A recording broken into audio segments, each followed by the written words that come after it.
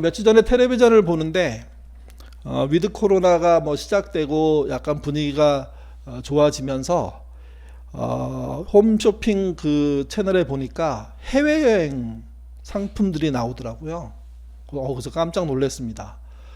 아무리 좀 좋아졌다고 하더라도 당장 해외여행을 가기는 뭐 쉽지 않을 건데 여행사들이 상당히 어렵잖아요. 그러니까 기회가 왔을 때 뭔가를 해야 된다고 생각했던 것 같아요. 그래서 뭐 유럽, 뭐 그다음에 동남아시아, 뭐 이런데 여행 가는 그런 그 여행권들을 예약받는 일들을 하더라고요.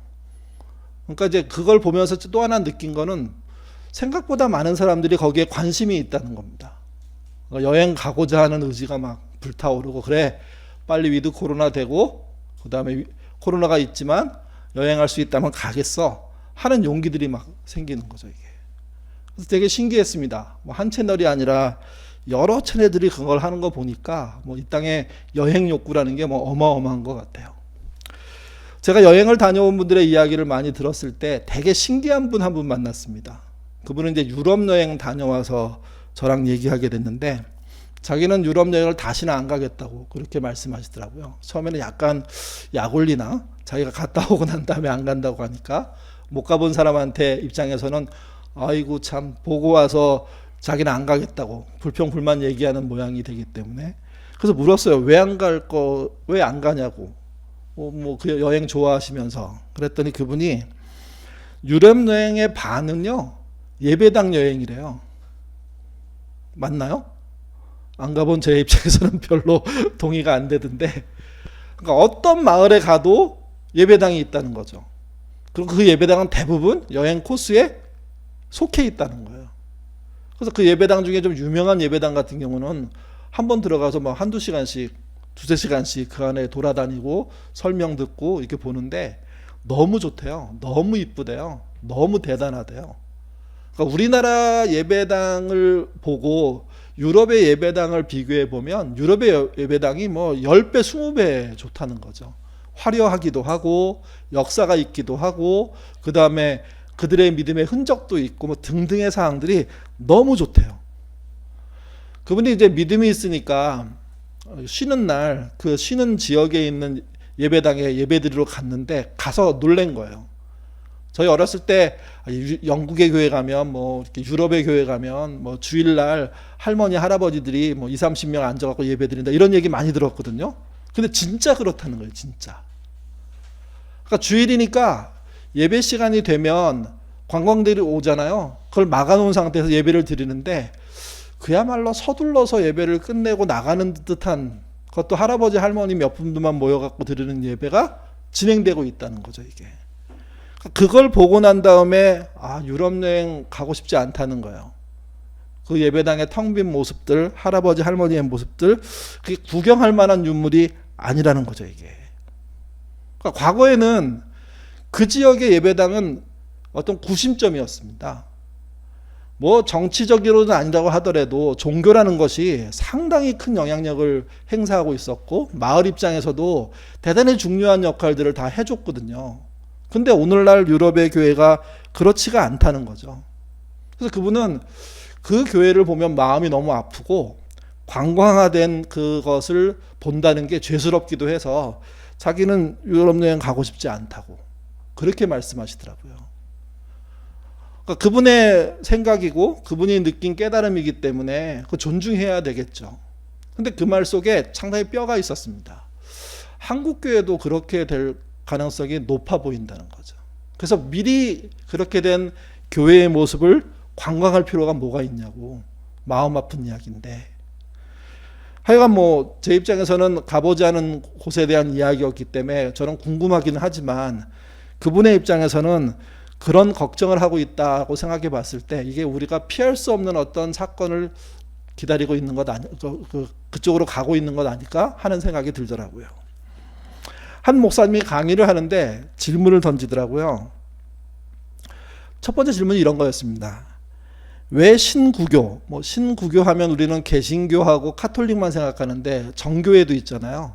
어쨌든 뭐 신교, 구교 모두 할 것 없이 막론하고 서양교회는 왜 몰락했는가 하는 질문을 던졌습니다. 여러분, 서양 교회는 왜 몰락했을까요? 교회 하면 서양이 더 중심이죠. 우리의 입장에서는 한참 후에 받은 거니까. 그리고 우리는 변방이었으니까. 뭐 동방의 예루살렘, 평양을 그렇게 말했다고 하지만 그건 역시도 서양의 역사에서 보면 정말 이렇게 아주 작은 거거든요, 이게. 근데 그렇게 아주 어마어마한 세력을 갖고 있었던 서구의 교회들이 왜 몰락했냐? 이거예요. 그거에 대한 조사의 결과 중에 나온 것 중에 하나가 이런 겁니다. 화려한 예배당이 등장하고 난 다음에 교회는 몰락했대요. 경쟁적으로 예배당을 지역에 짓기 시작하고 난 다음에, 그러니까 짓고 난 다음이죠. 그러니까 예배당을 지었을 때까지는 대단히 믿음이라는 게 보였다는 거예요. 근데 그 예배당을 짓는 행위가 사실은 모든 좋은 믿음의 행위들을 다 잡아먹는답니다. 그러니까 좋은 믿음의 행위라는 게 뭘까요, 여러분? 그게 말씀을 실천하는 거잖아요. 근데 등치 큰 예배당을 짓기 시작하면서 말씀을 실천하는 행동보다는 헌금하는 게 더 낫다고 얘기하기 시작하는 거예요. 돈이 더 중요하다고 얘기하기 시작하는 거예요. 그래서 서구의 가톨릭 같은 경우에는 그걸 위해 면죄부 같은 거 만들어서 팔기 시작하죠. 너희가 동전을 그 통에 집어넣어서 딸그닥하고 소리가 나면 그 소리가 났을 때 너희가 지은 죄, 심지어 너희 조상이 돌아가신 분이 지은 죄까지도 사해준다 하면서 건축 때문에 믿음이 흔들려 버리는, 믿음이 사라져 버리는 일들이 벌어진다는 겁니다. 그러니까 예배당이 잘 많이 건축됐다는 건 행동하는 믿음이 많이 사라진 증거라고 볼 수 있다고 얘기하는 거죠, 이게. 여러분 생각해 보십시오. 세계적으로 명작이 될 만한 예배당을 지었다고 하더라도 그 예배당을 나가는 사람들이 행동하지 않으면 그 예배당은 있으나 마나 하는 증거가 됩니다, 거꾸로. 그 결국은 우리가 슬프게 바라보는 유럽 교회의 모습이 되는 거죠, 이게. 성경이 이렇게 말했습니다. 행함이 없는 믿음이 죽은 거라고요. 또 하나 질문은 이런 거였습니다. 왜 유럽의 비판적인 지성인들이 개신교도인 경우가 많은가? 또 한 가지는 미국의 비판적인 지식인들이 카톨릭 교인이 많은가? 이렇게 질문을 던졌습니다. 여러분, 이 질문이 뭐냐면 이런 거예요. 통계에 의하면 카톨릭 국가에서 지성인들은, 특별히 비판적인 지성인들은 개신교인인 경우가 흔하답니다. 훨씬 많답니다. 반대로 개신교 국가에서 비판적인 지식인들은 카톨릭이나 다른 종교에 가 있는 경우가 훨씬 많대요, 이게. 그러니까 주도하는 그런 믿음, 주도하는 신앙을 떠나는 일들이 발생하는데 왜 그런가? 핵심이 그거예요. 믿는 사람들이 행동하지 않기 때문이라는 겁니다. 행동하지 않고 말만 하기 때문이라는 겁니다, 이게. 그러면 이동이 시작됩니다. 주류교회가 아니라, 주류 믿음이 아니라 비주류 쪽으로 간다는 거죠. 이 두 질문의 공통점은 이겁니다. 믿는 사람들이 말씀대로 행동하지 않을 때 일어나는 현상이라는 거죠. 그 현상 1번이 예배당이 커지는 것과 현상 2번이 비판적인 사람들이 다른 종교로, 이웃 종교로 옮기기 시작한다는 거예요. 여러분, 오늘날 대한민국에 있는 교회도 비슷한 상황 아닌가요? 대한민국의 종교인 수치를 이렇게 내놓은 거 보니까요. 2021년도 수치를 보니까 무종교인이 60%입니다. 이 말은 이런 말이 되는 것 같아요. 대한민국에 있는 종교들을 그냥 과반수 이상의, 절반 이상의 사람들이 싫어하고 그걸 떠나 있다는 거죠, 이게. 그러니까 기독교만의 문제가 아니라 카톨릭만의 문제가 아니라 불교만의 문제가 아니라 다른 종교들을 모두들 믿음을 가질 만한 본이 되는 역할들을 못한다는 거예요. 그 본이 되지 못하는 모습의 핵심이 뭐냐? 행동이 없다는 겁니다. 실천이 없다는 겁니다. 말만 앞선다는 거죠, 이게. 신약의 역사서라고 불리는 사도행전은 초대교회 우리의 선배들이 어떤 행동을 했는지를 보여주는 내용으로 되어 있습니다. 그리고 사도행전 1장 1절이 사도행전의 시작인데 그 시작부터 어떤 행동을 했는지를 보여줍니다. 우리 사도행전 1장 1절 2절 같이 읽어보겠습니다. 데오빌로여, 내가 먼저 쓴 글에는 무릇 예수께서 행하시며 가르치기를 시작하심부터 그가 택하신 사도들 성령으로 명하시고 승천하신 날까지의 일을 기록하였노라. 누가라는 저자가 데오빌로라는 사람에게 보낸 편지가 사도행전입니다. 그 사도행전을 이렇게 보내면서 가장 중요한 얘기를 먼저 썼는데 그게 무엇이냐면 자신이 쓴 글의 핵심 내용이 예수님의 행동이라고요. 예수님의 가르침이라고요. 순서를 따져보면 예수님의 가르침이 먼저가 아니고 예수님의 행동이 먼저 나와 있습니다. 저는 이 부분을 좀 중요하게 봐야 된다고 생각합니다. 그러니까 가르쳐 놓고 따라와 라고 말씀하시는 것도 맞죠. 틀릴 수가 없습니다. 근데 본문의 기록 순서에 보면 행동하시고 가르쳤다는 거예요. 예수님의 신앙이라는 게 논리적인 어떤 주장이 아니라 행함이 먼저였다는 거죠. 이게 그 행함을 가장 먼저 본 사람이 누구냐? 그게 사도들이에요. 그게. 그래서 사도들도 예수님의 행동을 쫓아 한다는 이야기입니다. 그게 기독교의 신앙이라는 거죠. 이게. 여러분 여기에 예수님의 행동이라는 말을 할 때 이 행동은 원어의 뜻에는요 만들다는 뜻도 있고요 창조하다는 뜻도 있습니다. 그러니까 행동이 새로운 걸 만드는 거예요. 새로운 걸 시작하는 거예요. 가르침이나 대화가 시작하는 면들이 있습니다. 그래서 가르침도 대화도 굉장히 중요하죠. 근데 기독교 신앙의 핵심은 가르침이 우선이 아니라 대화가 우선이 아니라 행동으로 보여준 그 삶이 우선이었다는 겁니다. 그래서 누가가 데오빌로에게 편지를 보내면서 가장 중요한 말로 뭘 언급했냐면 예수께서 행동하신 것 그리고 가르친 것 그걸 전해주겠다는 거죠. 그걸 설명하겠다는 겁니다. 우리의 신앙이 행동에서 떠나면 왜 안 되는지, 왜 행동이 없으면 안 되는지, 심지어 여러분 예배당을 짓는 것도 신앙 행동이거든요. 근데 예배당을 짓는 것이 전부라고 생각하는 순간 믿음은 왜곡됩니다. 왜 그러냐면 예배당을 짓는 건 신앙의 전부가 아니에요. 신앙의 일부 행동이죠. 진짜 신앙의 행동은 뭐가 중요한 거냐면 말씀을 실천하려고 하는 모험을 말하는 거예요. 말씀대로 사는 행동을 말하는 거예요. 이게요. 바울이 자신이 전한 복음과 자신이 세운 교회의 식구들에게 여러 가지 이렇게 격려도 하고 때로는 뭐 충고도 하고 때로는 이렇게 꾸중도 하잖아요. 그런 이야기를 쭉 할 때 경고로 많이 등장하는 말이 있어요. 야 너희들은 이거 절대로 하지 마라. 이건 아니다. 이런 식의 이야기가 등장할 때 나오는 말 중에 하나인데요. 같이 보시죠. 고린도후서 2장 17절입니다. 같이 읽겠습니다. 우리는 수많은 사람들처럼 하나님의 말씀을 혼잡하게 하지 아니하고 곧 순전함으로 하나님의 받은 것 같이 하나님 앞에서와 그리스도 안에서 말하노라. 말이라는 건 역시도 행동 안에 들어가는 것이긴 한데 중요한 방향은 이겁니다. 하나님의 말씀을 혼잡하게 하지 않겠다는 거예요. 여기 혼잡하다는 말은요 어떤 의미냐면 노점상에서 물건을 파는 행위를 말합니다. 그러니까 노점상이라는 그 일을 하는 분들이 과거에 뭐 지금 우리나라도 뭐 노점상이 있긴 하지만 가게를 갖고 운영하는 사람들보다 나쁜 물건을 팔 가능성이 높았어요. 왜 그러냐면 정확하게 가게의 위치가 있는 게 아니기 때문에. 그러니까 가게라는 것은 어느 곳에 정해져 있잖아요. 그곳에서 물건을 잘못 팔면 손님이 그 사람을 찾아오게 돼 있습니다. 근데 노점상을 하게 되면 그런 것이 훨씬 더 줄어들죠. 그래서 노점상들이 불순물을 넣어서 파는 물건들 그런 이야기를 할 때 여기 등장하는 혼잡하게 한다는 말이 쓰입니다. 그러니까 본질에 충성스럽게 가까이 있는 게 아니라 뭔가 뒤죽박죽 섞여 있는 거예요. 뭔가 제대로 가고 있지 않은 거예요. 이게요.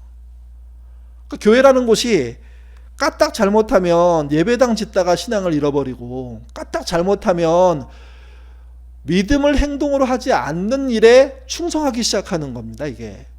그렇게 되면 그 교회라는 곳은 존재 이유를 상실해요. 점점점 쇠퇴해요. 사라질 수밖에 없게 돼요. 건물은 남을 수 있지만 건물 위의 것은 없는 거죠. 그래서 기독교를 명확하게 우리는 이해해야 됩니다. 행해야 존재할 수 있어요. 행동해야 존재할 수 있어요. 이게요.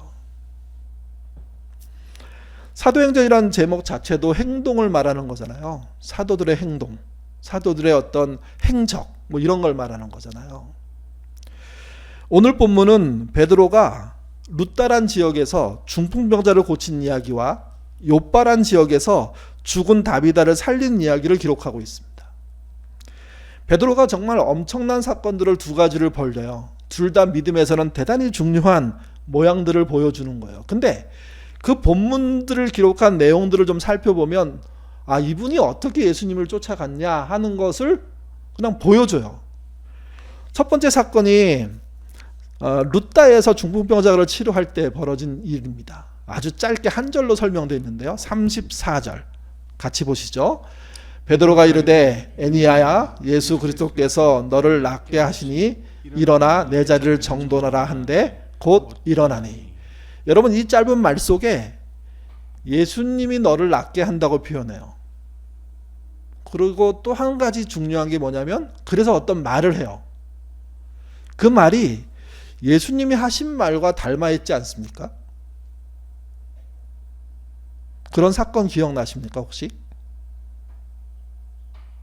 그 노란색으로 써 있는 말, 일어나 내 자리를 정돈해라.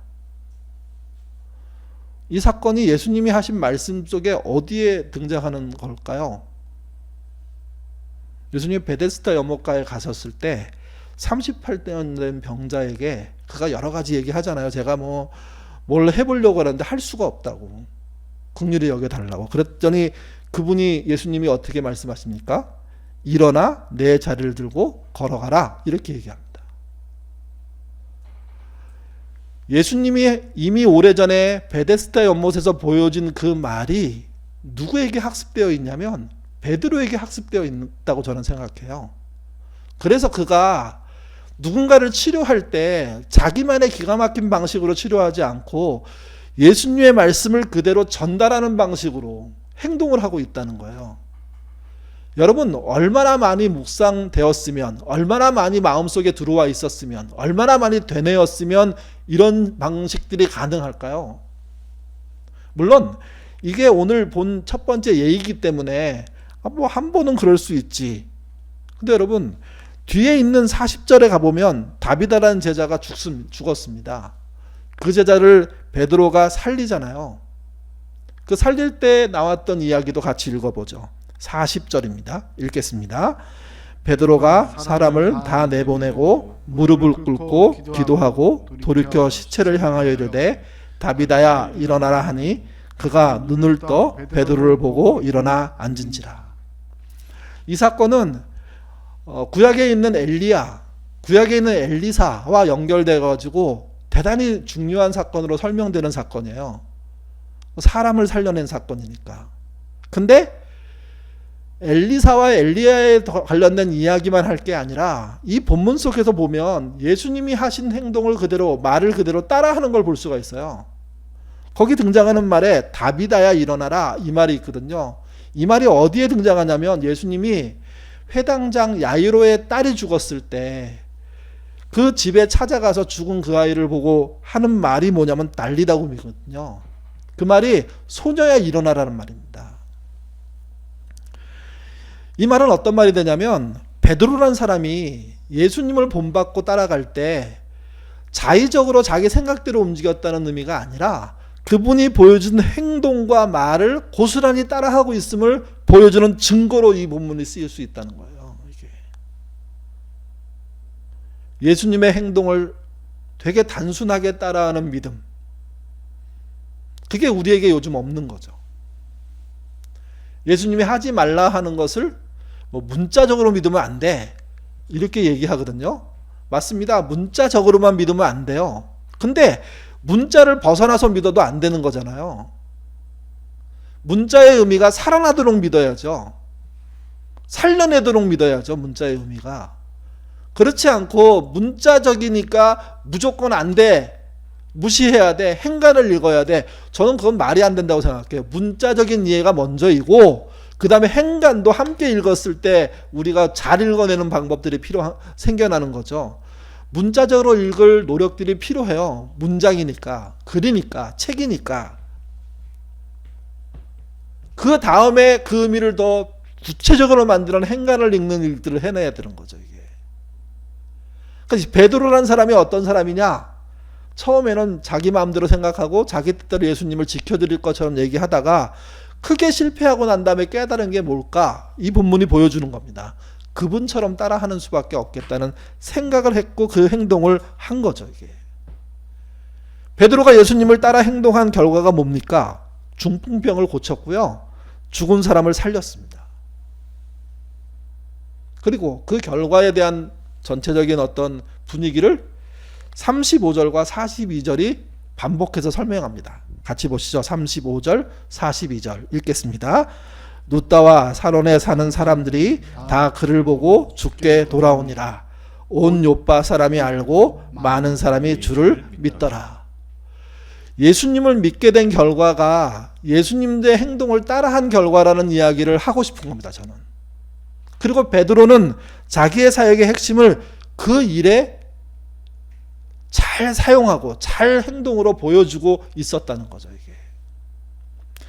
여러분, 우리 교회가 예배당을 뛰어넘는 교회가 되고 싶은 마음들이 있잖아요. 그래서 건물 없는 교회라는 생각들을 하게 됐고, 그 생각이 되게 좋은 생각입니다. 근데 여러분, 건물 없는 교회에 매달리게 되면 이것도 저는 건물 있는 교회하고 비슷한 효과를 낼 수도 있다고 생각합니다. 역효과. 건물 없는 게 소중해져 가지고 우리는 건물 없는 교회에 대한 이야기를 하고 있어. 이것 때문에 예수님 말씀을 행동으로 옮기는 걸 안 해버리면 건물 있는 교회를 가지고 예수님의 말씀을 행동으로 옮기지 않는 것과 똑같은 결과를 만들 수 있습니다. 그래서 놓치지 않으셔야 돼요. 행동이 믿음입니다. 그 믿음대로 살았는지를 살펴보고 그 믿음대로 살려고 하는 교회가 돼야 되는 거예요. 신자가 돼야 되려고 하는 거예요. 마지막으로 이 이야기가 끝나고 난 다음에 사도행전 9장 마지막 절이 43절인데 43절은 저도 이게 되게 중요하다고 생각하는데 별로 우리가 그냥 스쳐 지나가는 거예요. 베드로가 어디 머물렀느냐? 이 얘기인데요. 43절 같이 읽겠습니다.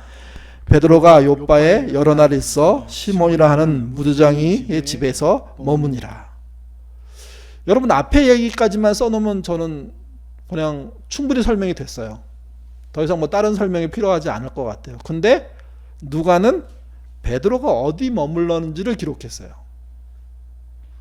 그 의미를 좀 살펴볼 필요가 있다고 생각해요. 여러분, 무두장이가 뭡니까? 저희 옛날 개역 한글에는 피장이라고 썼고요. 이게 우리가 알고 있는 갑밭이 가죽을 가지고 일하는 사람, 뭐 그걸 얘기하는 거잖아요, 이게요. 그러니까 지금은 모르겠지만 옛날로 갈수록 가죽을 다루는 일이라는 게 그렇게 존중받는 일은 아니었습니다. 뭐 수입이 얼마큼 되는지는 모르겠지만 어쨌든 그 사회 속에서는 되게 어려운 일이고 그 다음에 동물의 사체와 관련된 일이기 때문에 그렇게 깨끗하고 좋은 일이라고 생각하지 않은 경향들이 있었거든요. 근데 베드로가 그 사람의 집에 가서 거했다는 거예요. 그리고 누가는 그 사실을 기록해 놨다는 거예요. 무두장이라는 당시의 시대의 상황 속에 들어가 보면 그렇게 존중받지 못하는 이의 집에 예수님의 수제자라고 불릴 수 있는 베드로가 가서 거기에 거했던 이유는 뭘까요? 저는 이런 행동까지도 예수님을 닮으려고 했다는 거죠, 베드로가. 예수님의 이야기를 할 때 예수님이 이렇게 말씀하신 적이 있어요. 나는 머리 둘 곳이 없다. 거할 집이 없다는 이야기를 말씀하신 거예요. 그냥 그 상황에서 주어지는 환경 속에서 주무시려고 했던 거죠. 예수님이 병을 치료하고 귀신을 쫓아내고 사람들 앞에서 기적을 행할 때 여러분, 욕심내는 부자들이 얼마나 많았을까요? 자기 집으로 불러들이려고 하는 부자들이 얼마나 많았을까요? 근데 성경 어디에도 그들의 집에 가서 편하게 주무셨다는 얘기는 없습니다. 오히려 덜해.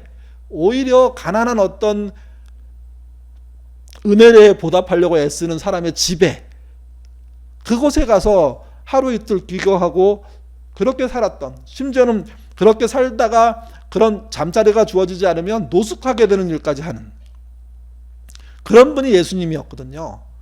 근데 그 모습을 누가 닮았냐? 오늘 본문의 주인공인 베드로가 닮은 겁니다. 여러분, 죽은 사람을 살렸어요. 그 지역에 그 소문이 퍼져나가요. 그 지역의 유지들이 베드로에게 손을 뻗지 않았을까요? 우리 집에 와서 밥 한 끼 같이 먹자고, 우리 집에 거하라고, 편하게 지내라고, 그런 요청들 없었을까요?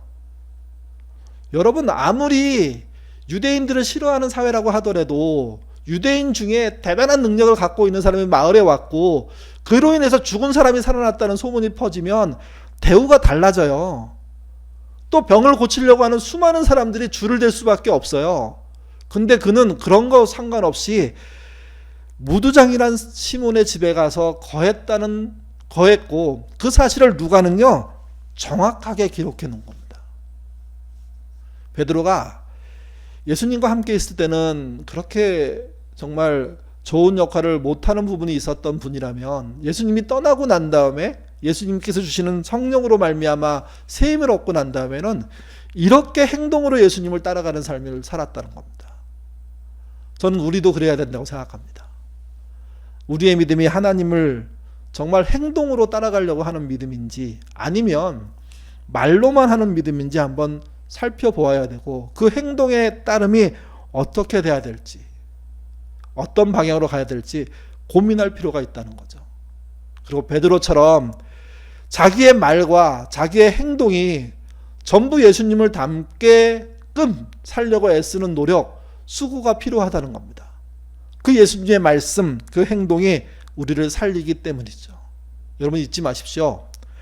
엄청난 건물이 우리를 살리지 않습니다. 반대로 우리가 갖고 있는 건물 없는 교회란 정신이 우리를 살리는 게 아닙니다.